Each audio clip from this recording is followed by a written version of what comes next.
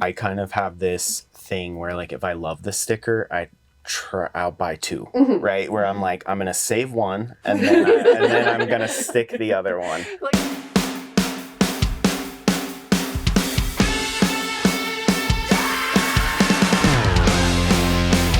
Welcome back to the Dino Booth. This is episode 2 of a 2-part series. If you missed episode 1, make sure you check our YouTube channel or the links in the description to check that out. This is taking place in Copperhive Vintage. All of the artists on these episodes will be at StickerCon, July 5th, 2026, right here outside of Copperhive Vintage in South Salt Lake. So make sure you come by. Let's get started. We are talking about stickers. Right? We love them. Yeah. We collect them. We sell them. We do. Yeah. So why don't you guys introduce yourselves and what else you make and sell? August. Okay. I am August Von Autumn. I make, I'm an illustrator. I make a lot of art that's sort of based around folklore, fantasy, and fairy tales. And I sell a myriad of different creative things, but I am, right now it's like stickers, trying to get into making some buttons, trying to get a button maker, and prints, and even some original, like traditional art pieces as well. Awesome. Yeah. Okay, very cool. I'm Lee, and this is my fiance Pearl. We are Eclectic Fruity Crafts. We sell a variety of stuff. Right now, I'm really into making jewelry. I did these earrings and this necklace. Love it. Beautiful. And then we also do pens, stickers, prints, collages, drawings, pretty much anything crafty we are doing. I mostly do collage art, and then Lee does like digital and traditional art. And then we turn it into pins and buttons and everything. Yeah. Awesome. Stickers. I love it. So how long have you guys been selling your artwork? We've only been selling for about a year. Our first market was Pride Without Police last June. Mm-hmm. Okay. Wow. So new to the scene. August, you're more of a veteran.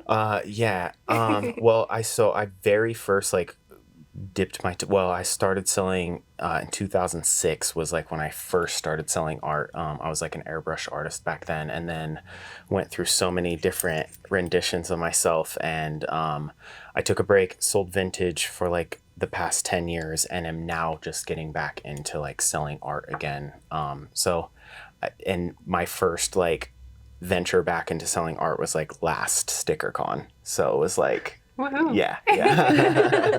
So old but new. Yes. Yeah. Yeah. Well, StickerCon is a newer show, right? So it's only been, this is the 3rd year, I believe. So you guys are going to be, this is going to be your first StickerCon. Mm-hmm. This is going to be our second, and your second as well. My second, yeah. Okay. So why stickers is really my question. As artists selling your art, why stickers? I just want to look for a way to make my art more accessible, because my collages aren't something that you can, I don't know. I have to rework them to make them into stickers digitally, but I first do them with paper. And I also do some digitally as well.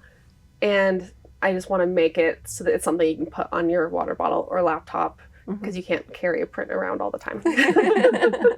Yeah. I feel sort of similar, because like I was thinking about this a lot, and I feel like a lot of us might not have the ability to like put pictures up on our walls or whatever if we're like renting, or if your space is too small or whatever, and so it's kind of almost a way for you to curate an art gallery that's also mobile. So it's like express yourself, but you can kind of take it with you, and it's accessible. Like it's something that like anyone can kind of get.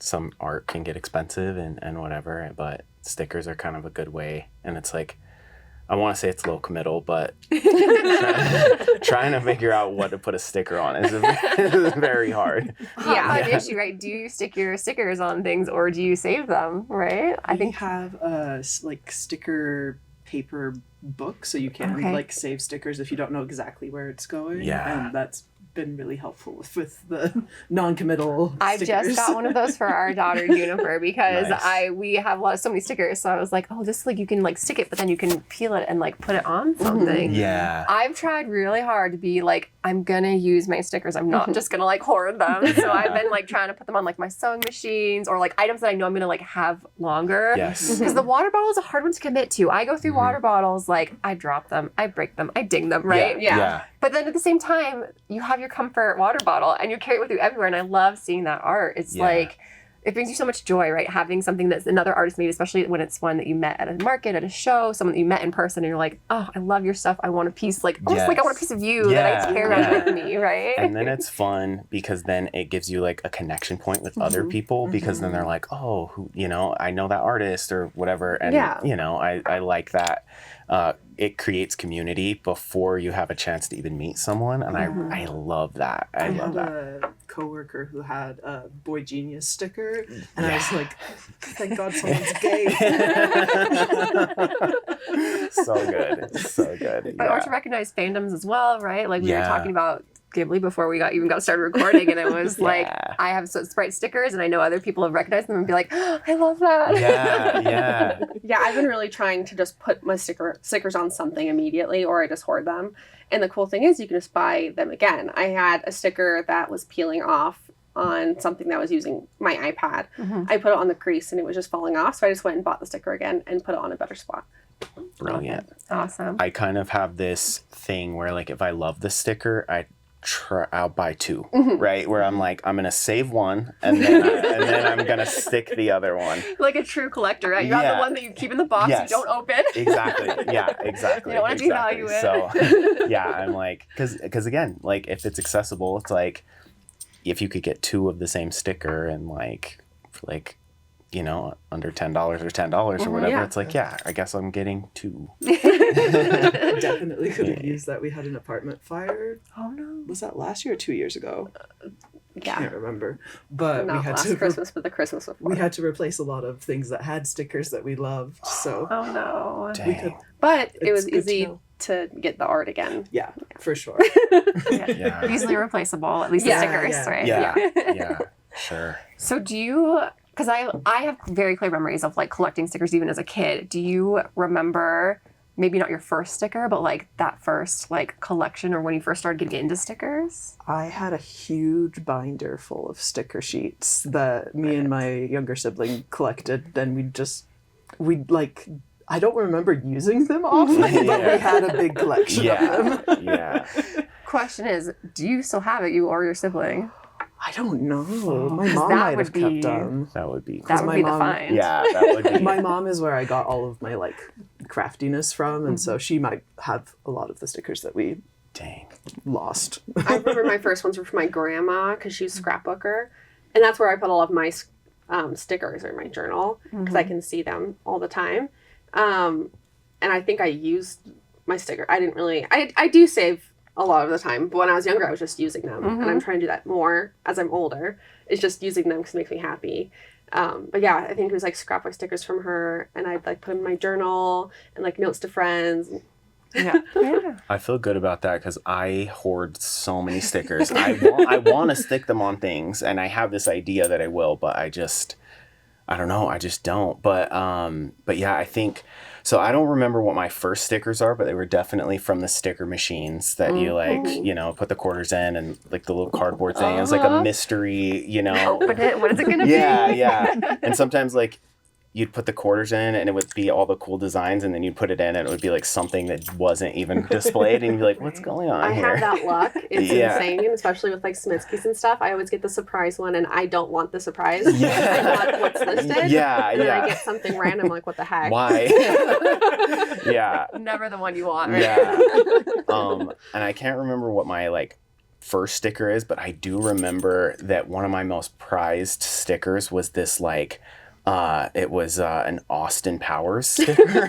And it was like, you know, Austin Powers like doing the thing like on the front of the and it was like the background was green with this like crazy holographic thing going on in the background, and I was like, this is my prized sticker. I loved that sticker. So yeah. Oh, I had some of the like, do you remember the like bubble stickers that were like Yes. plastic, like Loved the bubble 3D? stickers. Yeah. I had a sheet of like Disney, I think it was primarily Minnie, maybe Minnie and Daisy, but primarily Minnie, like pink bubble stickers that were like terrible tackiness. Like would never actually stick to anything. So it was like, once I stuck a couple, I was like, these don't stick to anything. But like just the like bubble stickers that were so, texture. so tactile. Oh, I Yeah. love them. Yeah.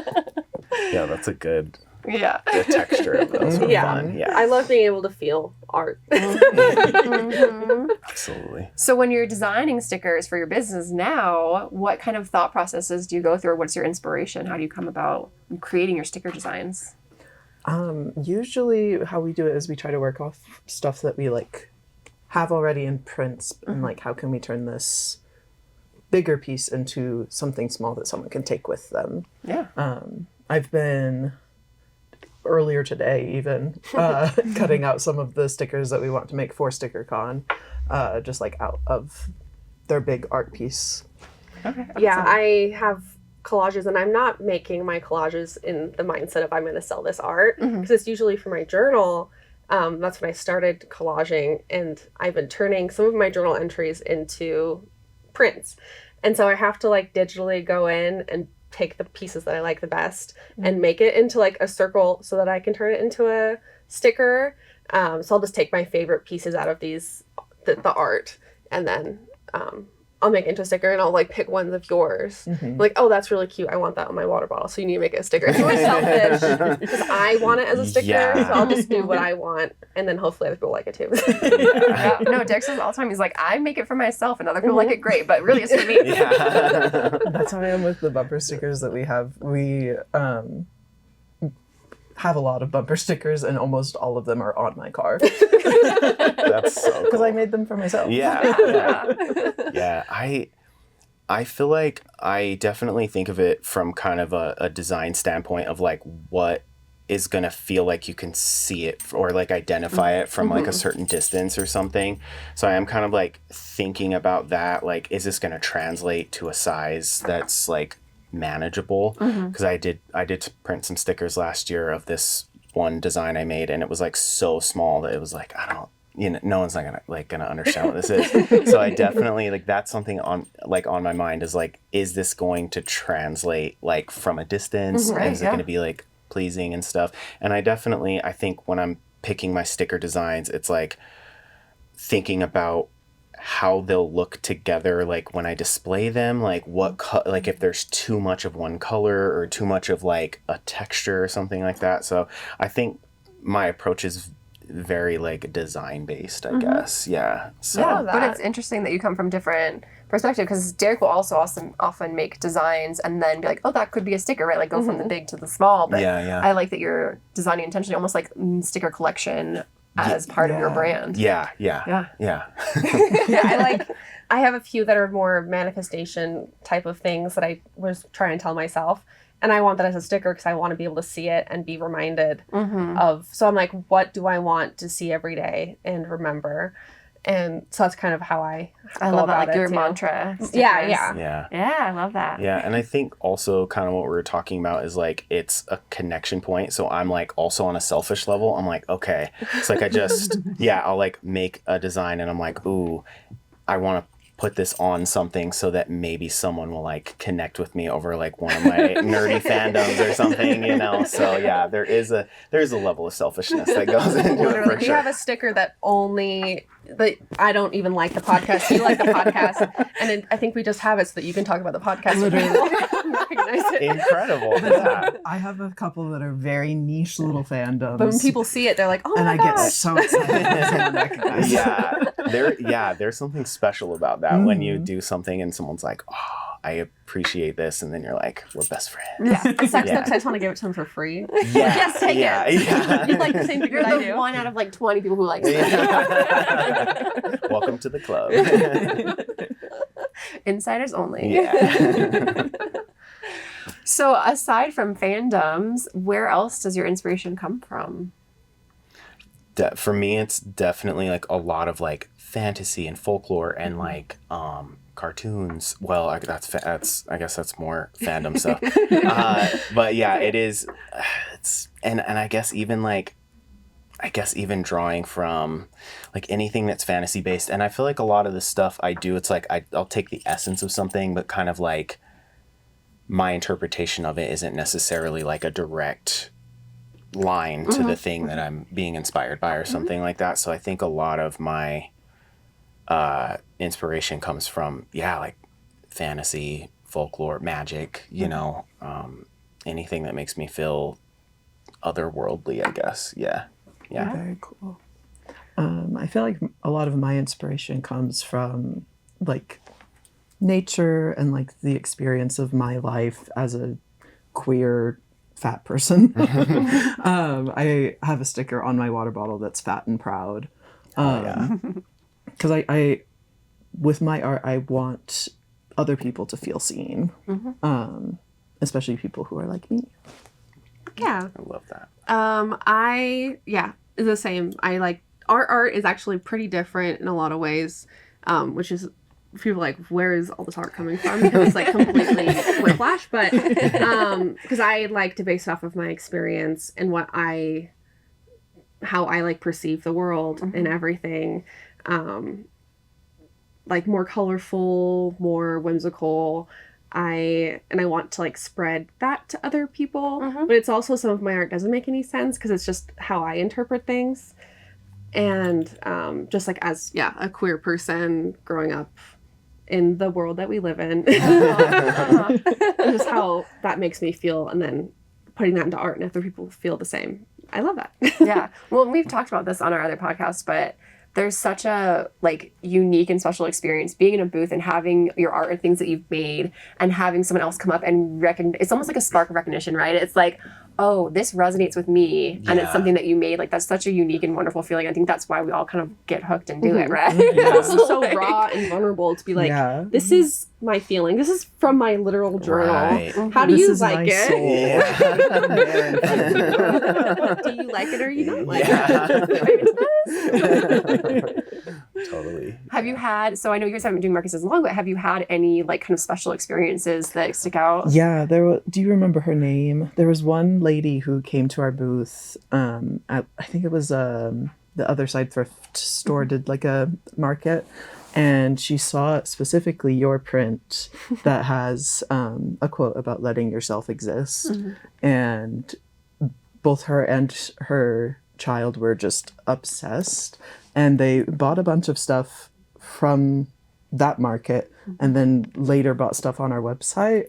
And just like the way that they were talking about our art and how like much it made them feel seen and touched, it just at that point we special. mostly were just selling Lee's art. I was mostly just doing like the business stuff. I wasn't putting myself out there, and so that was one of my first pieces that I put out, and we were like talking about it and we were both just getting emotional, and I was like, oh my gosh, like someone else feels the same way that I do. And I loved connecting with her. And then they bought more stuff, more of the same print. And they bought like, we have some collage packs online.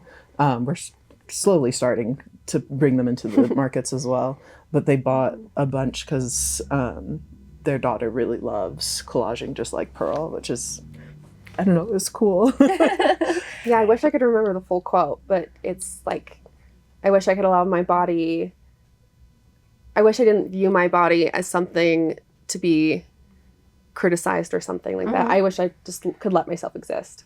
And it's like a collage of a bunch of art and sculptures of like women and all this stuff that, because I was making it, I was just in like a vulnerable time or something. I was just upset. And the quote resonated with me, so that's how I based it off of it. And it really, like, there's literally a line in the middle, because it's on 2 pages of my journal, the print, but people still like it. Because I was like, no one wants that. That's so, like, crappy. Like, I didn't make that to sell it. Pearl was definitely, because it started out as mostly my art, and then Pearl, like, put a couple collages in, and then they were super popular, and I was like, Pearl, do this with me. You're so cool. Your art is so good. Because my art isn't traditionally something you can like make into a sticker, Right. or anything. So I was like, no, I can't sell it. I'll sell your stuff because you're like a digital traditional artist. I just cut paper up and put it in a pretty form. And Well, as someone who has 2 of your collages, I can say they are lovely to look at, and I have them on my sewing table, and I love looking at them all the time. So, yes, yeah.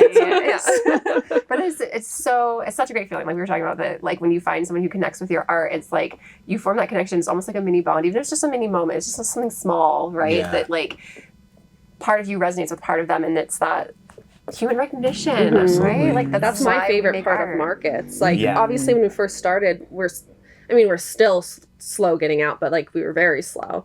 And I'm like, I'm here to meet people. I'm not here and hopefully make up the booth fee. But I'm here to like connect with people, and I'm just having a great time. Like I'm not trying to think like, oh, I need to make money. And I hate selling my art for money, but Yeah. Right. Yeah. like I just everyone's wanna like, give you it need to to you for monetize that. I'm free. like, no. Yeah. Do you have any unique stories that stand out from your experiences selling? Yeah, well, I remember it's always nice like when people discover you and they don't know who you are or something like that.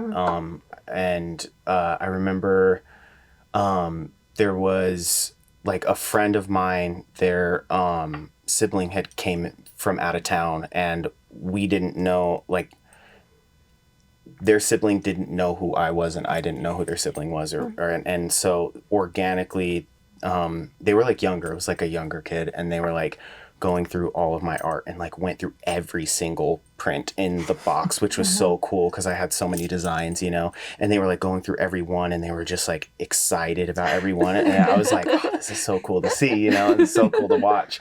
And then they were like asking me about like what inspired this, and like but I instead of telling them, I asked them, I was like, well, what do you take from this? And they would like give me their like their feelings about like what this piece like made them feel. And I just remember like that was a really special moment for me.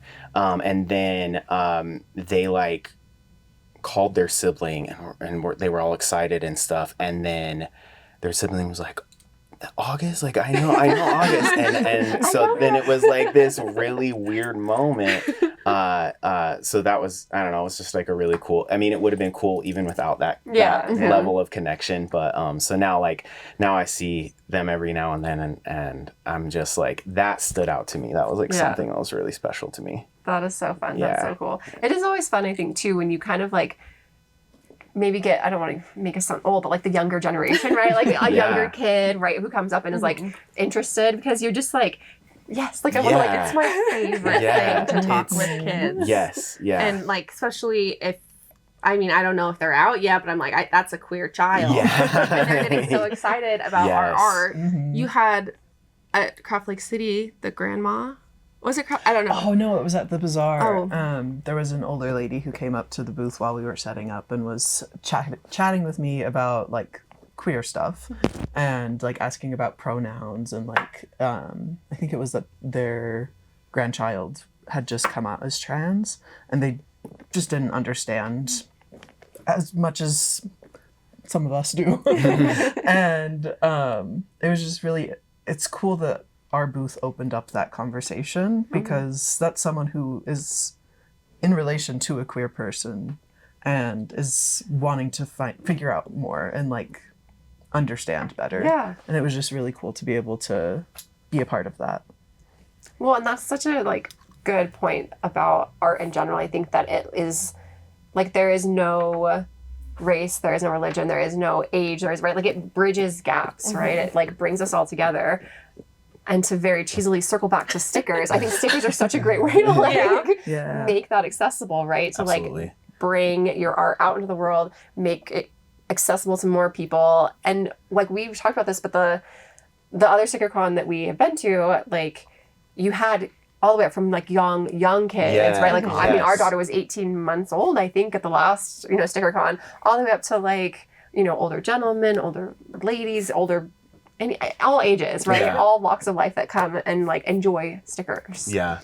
Yeah, when you were talking about that, I was like, that is something that's really cool. We talk about accessibility, like maybe financial accessibility, but also accessibility like for an age, right? Because like we probably were all kids, like we talked about, we were all kids collecting stickers, and now we are providing the stickers that kids might collect, which is like really cool. That we can like, you know, provide, like art for like a very young person, and they could also afford to buy that like piece of art. That's, I don't know. We were literally at a market last weekend, and this adorable little girl walked into our booth and saw we had our sticker boards right at the front, right, so everybody can see them, and must have seen a sticker that she liked. I didn't see the whole interaction because I was talking to someone else, but I see her kind of parents in the background, and then they were like handing her like a few dollar bills, and so she like has the sticker in one hand and the cash in the other, and she like just comes up to me like hands raised up like, I want this, and I was like, okay, like, yeah, like I'll take your money, enjoy the sticker. Like, it's just so fun. That's so cool.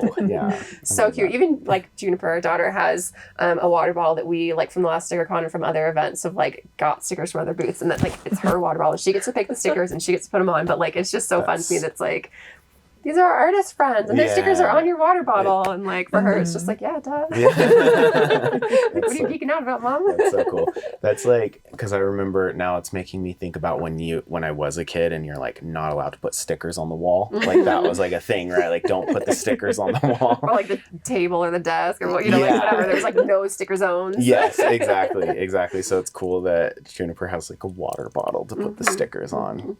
Yeah, because we are definitely like, okay, you can put stickers on your things, but maybe not on like our kitchen table, please. Right. Yeah.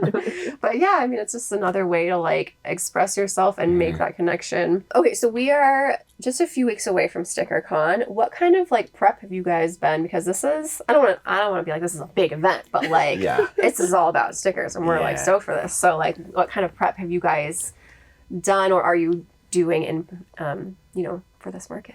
I feel like I'm overhauling my display. Like, and it's funny because it's like I have stuff to sell, obviously, but I have so much decor and like fun. I feel like I'm like designing a set for like a movie or something like that, because I like got all this stuff. So I'm like overhauling my display and trying to make it. I want it to feel really immersive and so it's kind of got this like, I would say like a summer camp in the woods meets like oddities kind of vibe. So like very Gravity Falls kind of in the realm of something like that. So but yeah, I'm just like I probably have too much decor, but it's fun, It's so fun. Yeah, I remember it was at one of the old Craft Lake cities. It was like a long time ago when they were doing Craft Lake at the Gallivan Center, and there was this one booth that I went into, and this person had like hung up all of these beautiful like tapestries, and it was like when you went into their booth, and they were selling like these terrariums. When you walked into their booth, it was like instantly transported into a different world. And I'm not there by any, I might be building this up too much, but we get the vibe though. I loved that so much, and I'm sort of working towards like, I want the experience. I feel like I did something for so long that wasn't art, and now that I'm doing art, I want to give people who don't know me an experience and an opportunity to know me without necessarily having to say anything, but like to let them kind of experience what happens in my head. So that's where, that's been my, Yeah, we also have way too many display things because we just want everything. So we're trying to make more sticker forward displays, and just going through all of our arts of things we wanted to make stickers out of. You're preparing them, getting rid of the backgrounds. I'm kind of really on you about that. I've been working on it. We're kind of also kind of in the middle of a rebrand of sorts. I mean, we're only 1 year in. It's just us figuring out our just kind of niching down what we want, because it's just kind of comes at you like, oh, a bunch of stuff, bunch of colors or whatever, right? And we're wanting it to feel more like an expression of ourselves, kind of what you were saying with like an immersive experience. Yeah. We've noticed people don't recognize our booth until they see our art. Sure. So I want it to be more recognizable of like, oh, that artist over there that I like, not just, I want them to notice us before they come into the booth. Yeah. Because people will come in, they're like, oh my gosh, I love your art. I like saw it this time. And it's just, we just need to like, we're just trying to nail down the look a little bit more. Sure. And so that's what we're working on. Just making everything more cohesive. Before StickerCon. Well, we're also constantly, I mean, I tell people this all the time, like, we almost change up our booth for every market, basically. Yeah. Every market is different. And as Derek and I also, like, co-own our business and have different arts and different styles. Like, he does all the illustration and stickers and that kind of stuff, and I do, like, completely different, like, jewelry and sewing, and, like, so it's, like, completely different. So, yeah, we are also constantly working on our, like, display and how do we, like, make it so that our brand is recognizable, but also we have so much stuff put in our booth. It's like, how do we physically make this utilize this space? We also have a teeny tiny car, and so we have to be able to haul everything in our teeny tiny car. Yes. We're still fitting things in the back of Derek's car for now, but I'm like, I feel like we're close to the point where we're gonna need like a trailer or multiple cars. Like the on the vehicle type of thing, because I don't know how we're gonna keep doing it. Either that or new car, I guess. Yeah, we have a little trailer hitch rack that goes on the can go with the trailer hitch on the back of the car. That's a rack, so we can put like bins on there if we really need to. But that's fair. Expanding the space. Yeah. Do we get to ask you what you're doing for prep? Like, how's your prep going? Like, how's it becoming? So we have Derek is trying to get some sticker designs ready, some new ones. Nice. I can tease some glow in the dark stickers that we're very excited about because everyone loves glow in the dark.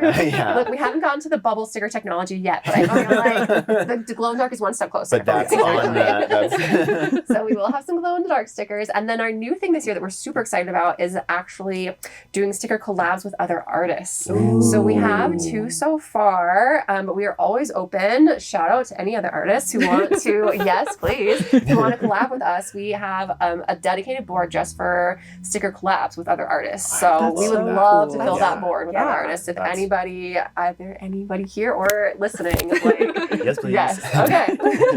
Talk after.